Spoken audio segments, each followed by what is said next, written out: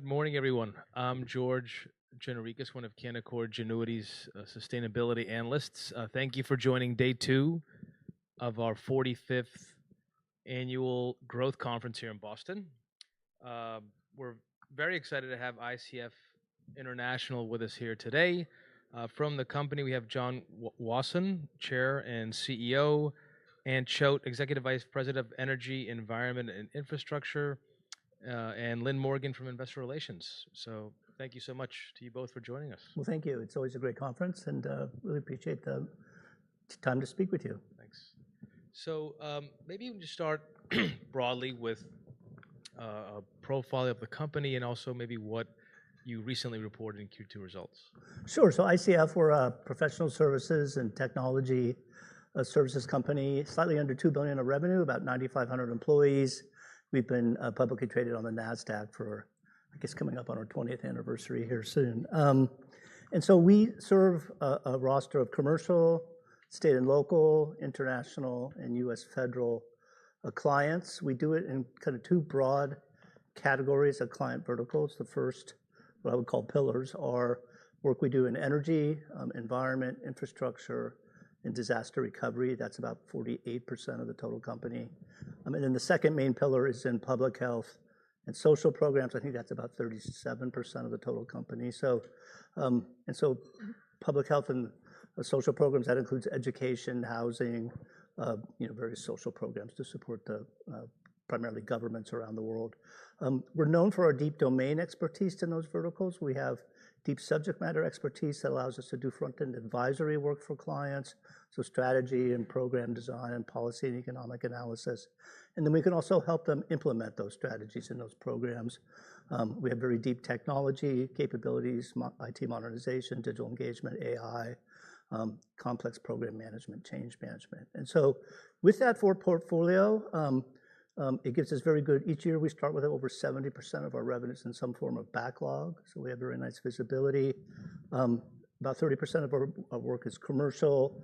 So with the commercial work, it's higher margin. So as that's growing more rapidly, we get earnings leverage, which we're enjoying right now, given all the work we do in the energy arena. And so historically, we've been a growth company, both organic and inorganic. We have very strong cash flow. This year is a transition year for us. About 55% of our business that's in commercial, state and local, international. We're growing. We will grow and have been growing, including in our 2Q results, about 15% in that piece of the business. So seeing very nice growth. That is offsetting what I would consider to be a transition here with the U.S. federal. We're down with the shift in priorities and focus of this administration. I'm sure we'll get into that. And so net for the year, I think we're expecting to be down about mid-single digits on revenue. We'll be closer to flat on earnings and expect to return to growth next year. You mentioned on your recent call that your non-federal business, I think you just mentioned again, should grow approximately 15% this year. What are the components of that growth? What's driving it? Well, sure. I think, as I said, about a third of our business is in commercial energy. We do work primarily for utilities here in North America and power producers and leads that business. And so that third of the business, we've been growing north of 25% this year, and we grew 25% last year. That's really being driven by the significant increase in power demand associated with data centers, which I think is going to be a long-term trend here and is driving significant growth in that business. So it's the data centers. Obviously, crypto is also power intensive. It's also economic development, obviously helps on the growth side. And so we see that as a long-term growth driver. And as I said, we've been growing 25% the last couple of years. The other components of that 57% are state and local. We have about 18% of our work in state and local. The largest component of that business is disaster recovery. So we help state and local clients rebuild or repair infrastructure or homes after natural disasters. And I think if you look at the data, the frequency and severity of these storms is only increasing. And so I think we see continued opportunity there. That will remain a growth area. And then the last component, about 6% international revenues.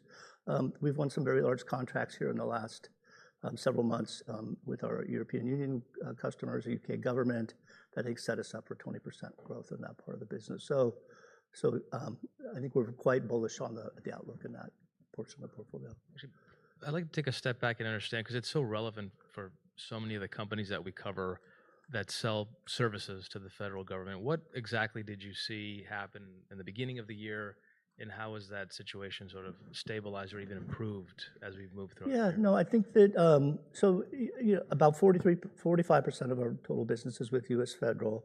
I think, with this administration, as they came into office, they were very focused on, cost effectiveness and reducing the spend in the federal government.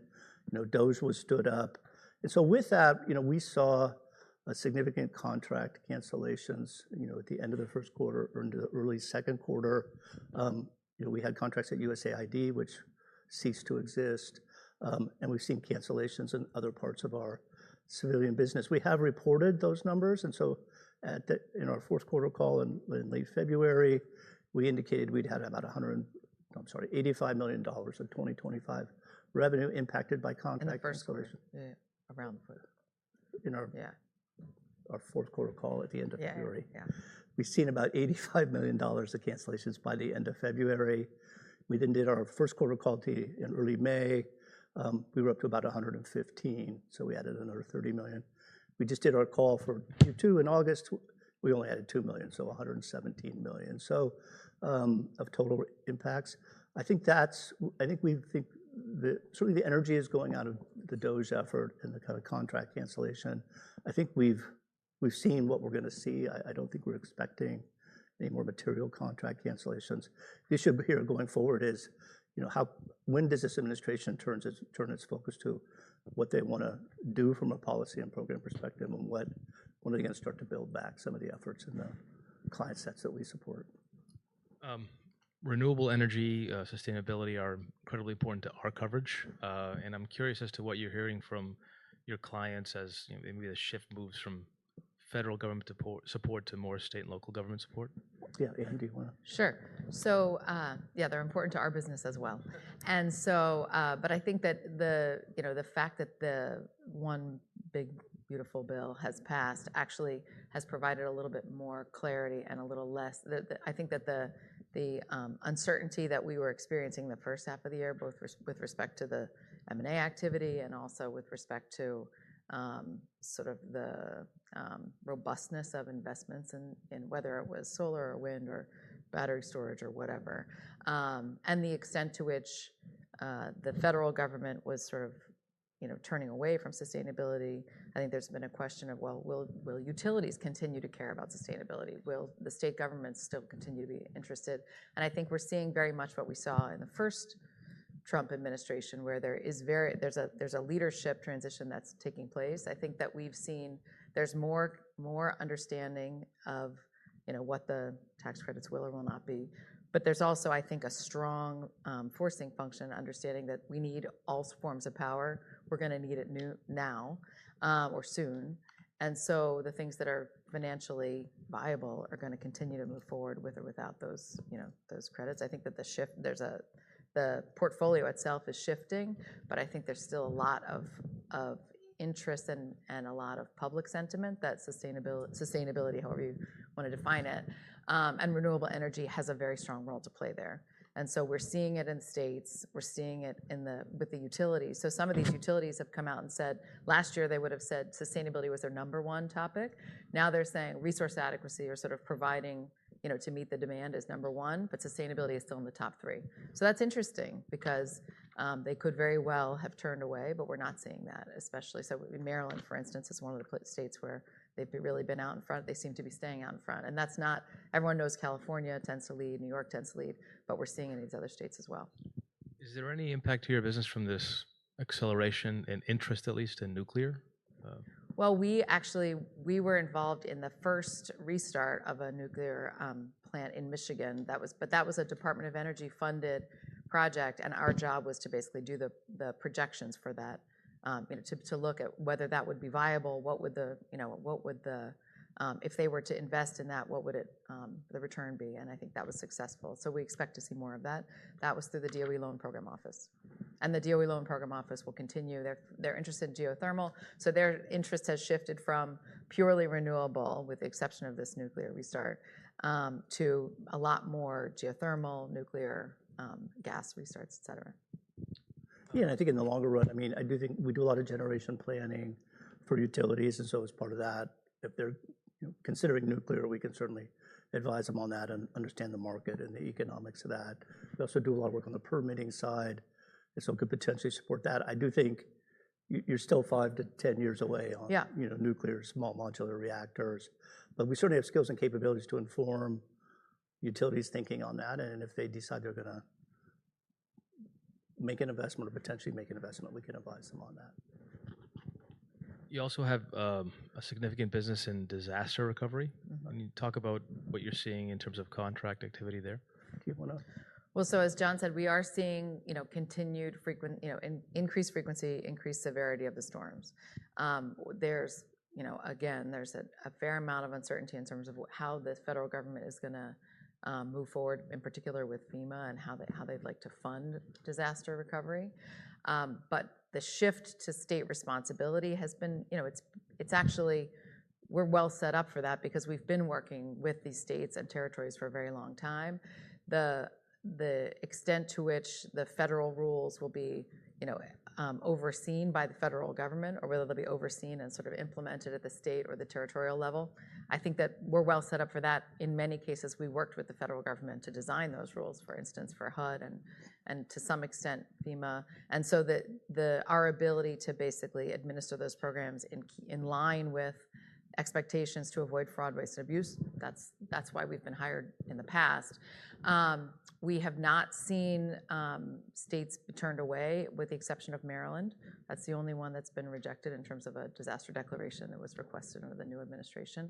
I'm right about that? Yeah, no, that's right. And so, there's a lot of talk, a lot of discussion about this, but they're continuing to declare disasters, and they're going to have to continue to respond when those disasters take place.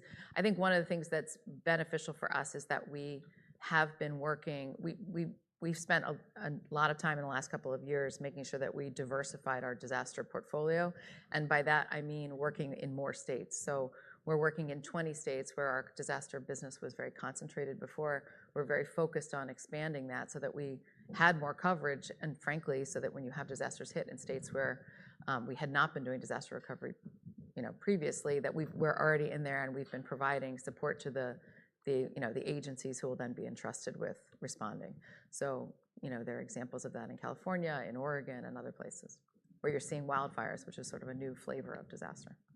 Yeah, and I think the nice thing about that business is typically when there's a major natural disaster, Congress will pass a special appropriation with money dedicated to help with the rebuild, address the impacts on public infrastructure or homes. So it ends up being a dedicated stream of money. It can't be reprogrammed somewhere else. And typically it's been passed on a bipartisan basis. A lot of these disasters tend to happen in red states, just given the location of where they occur. And so given the severity and frequency of what we're seeing, I think there will continue to be opportunity there. I think you guided for your non-government work to be about 55% of your revenue this year. How do you see that mix changing over the next several years? Should we expect that to continue to grow faster and become a bigger part of your overall business?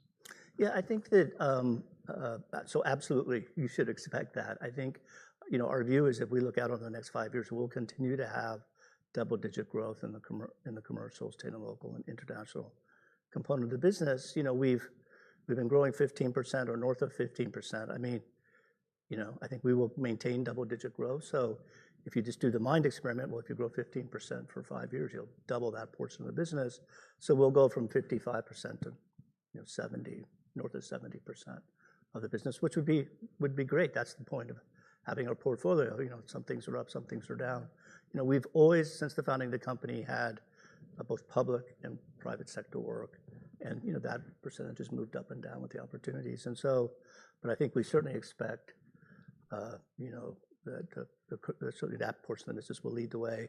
And really commercial energy is what's really going to lead the way here with kind of north of 25% growth. And maybe you want to say a few words about our energy efficiency business, because that's such a, you know, such a huge component. I think it'd be helpful for people to understand how that's funded. And so when we talk about our energy business, about 75% of it is designing and running and implementing, executing these energy efficiency programs. For the most part, ours are focused on residential and commercial.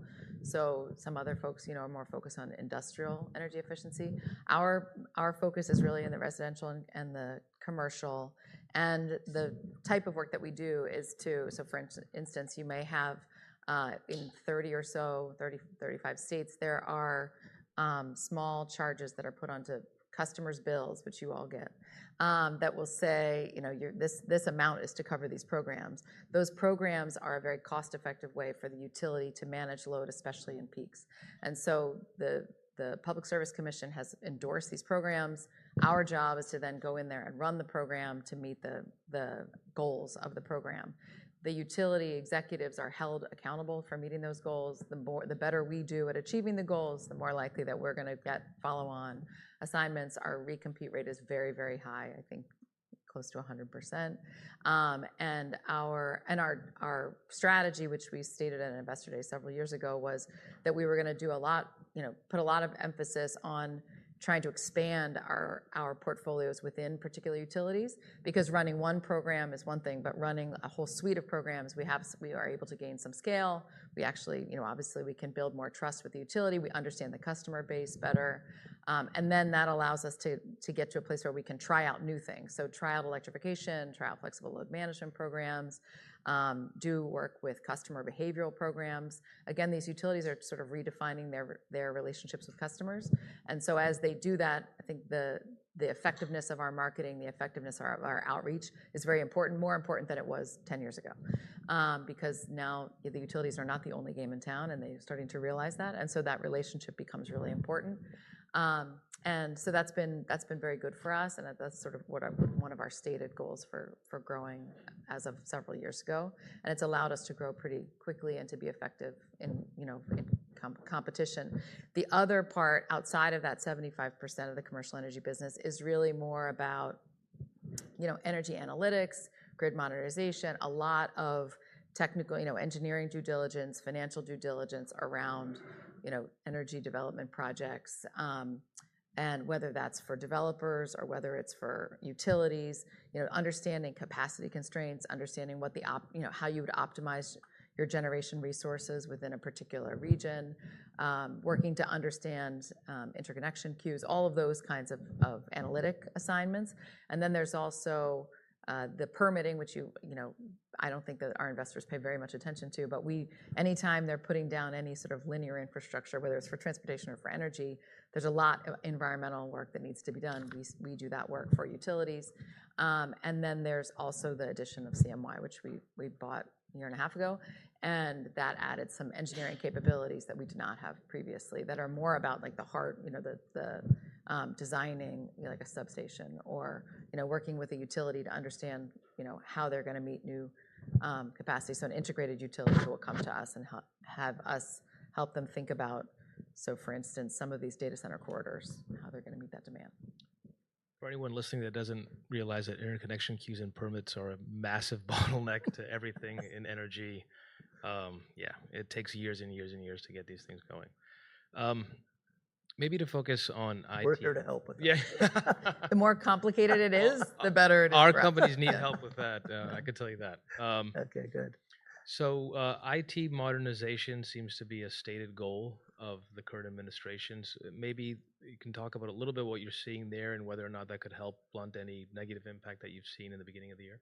Yeah, so sure. So, you know, as I said, our federal business is about 45% of our business. So half of that 45% is IT modernization. So we're basically helping the federal government modernize ancient systems, 40, 50 years old, and bring them into this century. And that's been a bipartisan area of focus and spend over the last 3 or 4 administrations, including the first Trump administration. I will say this time around, I think they have a very clear view of how they want to go about that. and they will make significant investments, but they're going to do it their way. And so their way is they're going to lead with AI. They want AI to be at the forefront. They want it to be done in an agile way with rapid prototyping on commercial platforms, not complicated federal procurement rules, driving the process.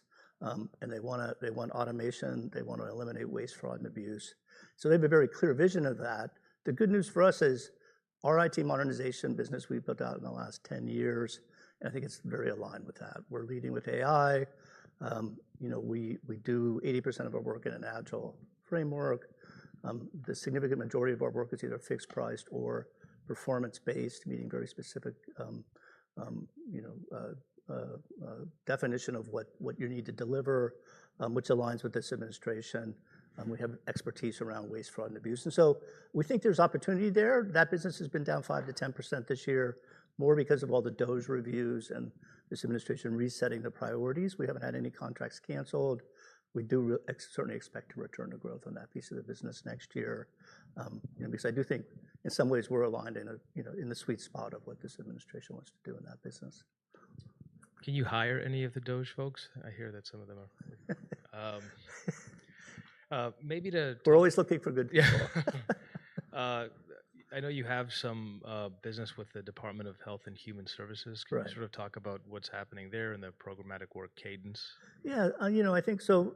The other half of our federal business is more programmatic, leveraging our domain expertise, basically designing and implementing complex programs the government is required to run or implement by legislation or because of their mission. And so the Department of Health and Human Services is our largest client, about 22% of our revenues. So we design and implement public health campaigns, programs for CDC and NIH on chronic diseases, combating opioid abuse, vaping, childhood obesity. And so that's a portion of it.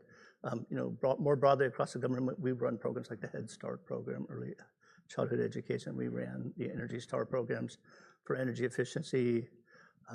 We run various housing programs. And so, in that part of the business with the shift in priorities and emphasis in the Trump administration, we've been down, well, in HHS, we're down north of 25% this year, given the contract cancellations and the shift in focus. As I said, I think we've taken that hit here in the first half of the year, and the pace of cancellations has essentially stopped. So I think we've kind of reached the floor, and then the issue here is, how does it rebound going forward? And I think, that will, obviously we need to see how the budgets play out. I do think this administration is going to want to have some programs and emphasis in the health area. I mean, Kennedy is out there talking about childhood diseases, chronic diseases, food additives, pesticides in food. Those are all areas we could support. I think they just need to decide what exactly it is they want to do, and there'll be opportunity for us. But as I say, kind of with that, given we have 55% of the business growing north of 15, if technology modernization returns to growth next year, even if we're down 10 or 15% in that programmatic piece, we'll still be growing next year. And so, I think we certainly have confidence we can return to growth, given the significant opportunity in the larger component of the business. So I think the message here is that ICF is a growth company, and 2025 is just an outlier. We like to say transition year. Okay.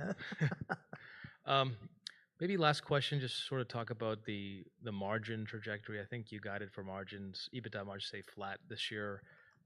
Maybe talk about the investments you're making and how we should think about those margin improvements over the next couple of years.